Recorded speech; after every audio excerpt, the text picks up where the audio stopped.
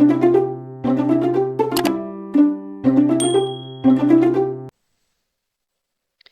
वालेकुम, welcome to my YouTube new video. आज के इस लेक्चर में हम एक इम्पॉर्टेंट टॉपिक डिस्कस करने जा रहे हैं और वो है सेलुलर ऑर्गेनाइजेशन। तो आइए देखते हैं कि सेलुलर ऑर्गेनाइजेशन में क्या है। आपको पता होना चाहिए कि अ,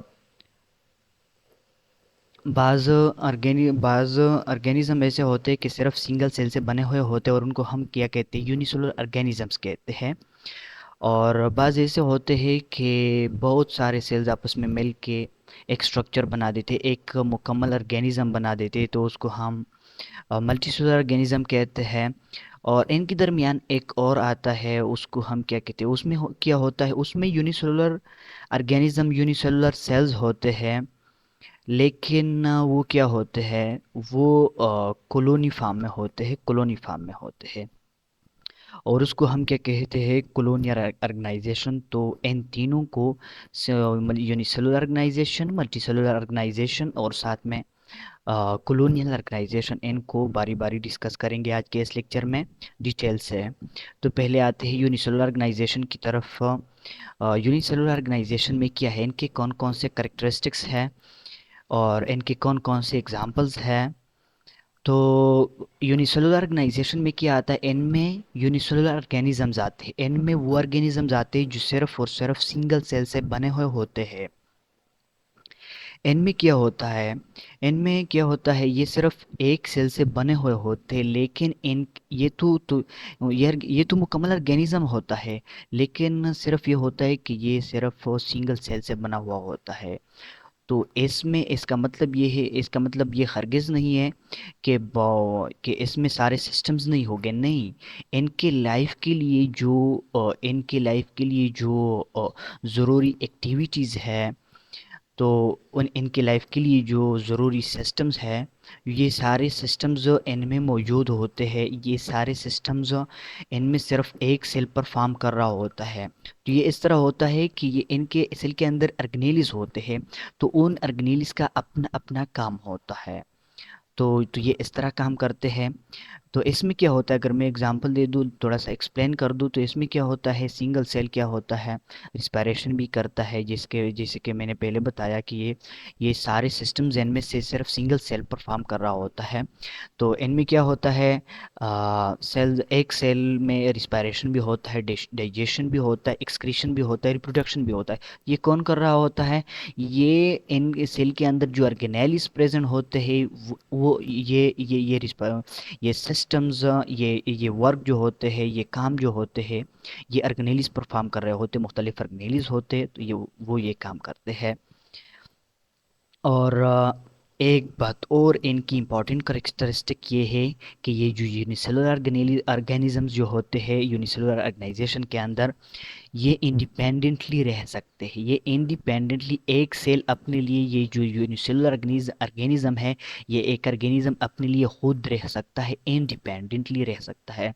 जो लाइफ के एक्टिविटीज़ होते हैं, ये अपना खुद कर सकता है। इंडिपेंडेंटली का मतलब ये है।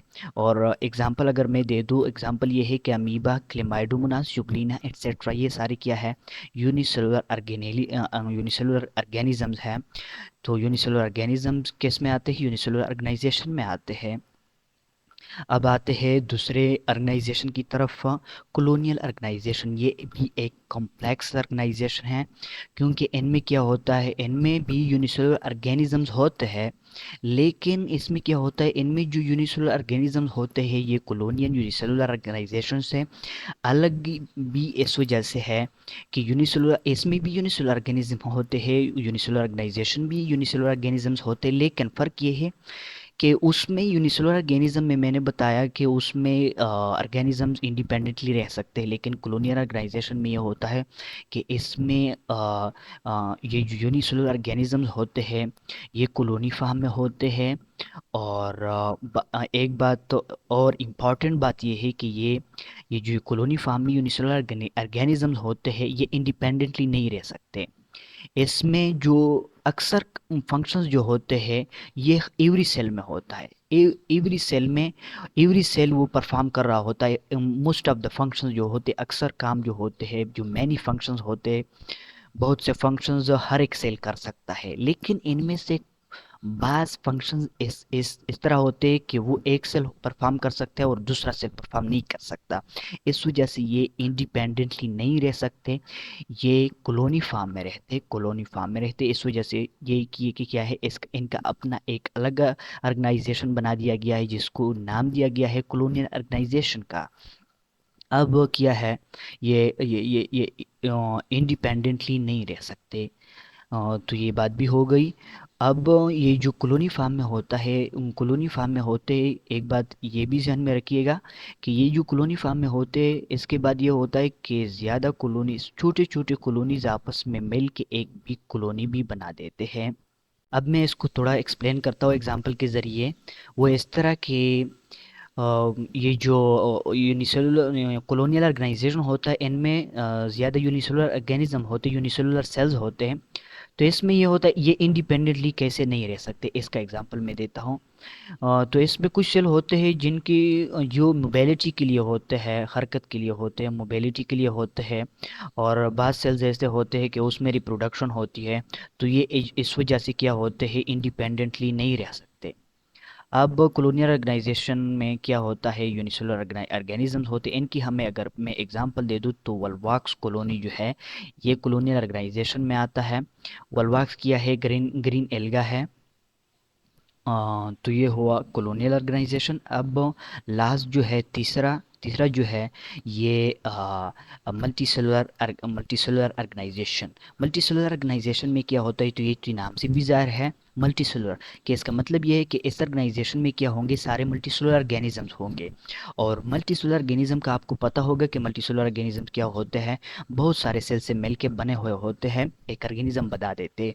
बहुत सारे सेल्स आपस में मिलके एक ऑर्गेनिज्म बना देते हैं। तो वो किस तरह होता है, वो इस तरह के सेल्स आपस में मिलकर टिश्यू बना देते हैं, और टिश्यूज आपस में मिलकर आर्गन्स बना देते हैं, और आर्गन्स आपस में मिलकर आर्गन सिस्टम बना देते हैं। और आर्गन सिस्टम्स आपस में मिल के क्या बना देते, एक मुकम्मल मल्टीसेलुलर ऑर्गेनिज्म बना देते हैं। अब मल्टीसेलुलर ऑर्गेनिजम्स की मैं एग्जांपल देता हूँ। इनकी एग्जांपल्स क्या है, अगर मेनली मैं एग्जांपल ले दूँ कि बड़े पैमाने पे, इसमें क्या है, सारे जो प्लांट्स होते हैं और सारे एनिमल्स जो होते हैं, इनमें क्या होता है, मल्टीसेलुलर ऑर्गेनाइजेशन होता है। मतलब ये है कि जितने भी प्लांट्स होते हैं, ये मल्टीसेलुलर ऑर्गेनिजम्स होते हैं। जितने भी एनिमल्स होते हैं, ये सारे मल्टीसेलुलर ऑर्गेनिजम्स होते हैं। तो मैंने कहा कि ये प्लांट्स एनिमल्स मल्टीसेलुलर ऑर्गेनिज्म है। तो इसका मतलब ये हुआ, जब मल्टीसेलुलर ऑर्गेनिज्म हुए, तो इसका मतलब ये हुआ कि इसमें सेल्स होंगे, और सेल्स ये सेल्स होंगे, टिश्यू भी होंगे, आर्गन्स भी होंगे, आर्गन सिस्टम्स भी होंगे। इसका मतलब ये होगा। अब प्लांट्स में अगर मैं एग्जांपल दे दूँ, mustard plant, rose of sunflower, ये चंद एग्जांपल्स है। ये जितने भी प्लांट्स हैं, ये तो मैंने चंद एग्जांपल दिए, एट्सेट्रा। ये सारे प्लांट्स जितने भी होते हैं, ये मल्टीसेलुलर ऑर्गेनिजम्स। प्लांट्स जो होते हैं, ये मल्टीसेलुलर ऑर्गेनिज्म में हो गए, और साथ में एनिमल्स में अगर मैं एग्जांपल दे दूँ, फ्रॉग, काउ, ह्यूमन, एट्सेट्रा, ये भी मल्टीसेलुलर ऑर्गेनिजम्स है और मल्टीसेलुलर ऑर्गेनाइजेशन में आते हैं। तो उम्मीद है आपको अच्छी तरह समझ में आया होगा। तो सब्सक्राइब करना मत भूलिए। Thank you for watching.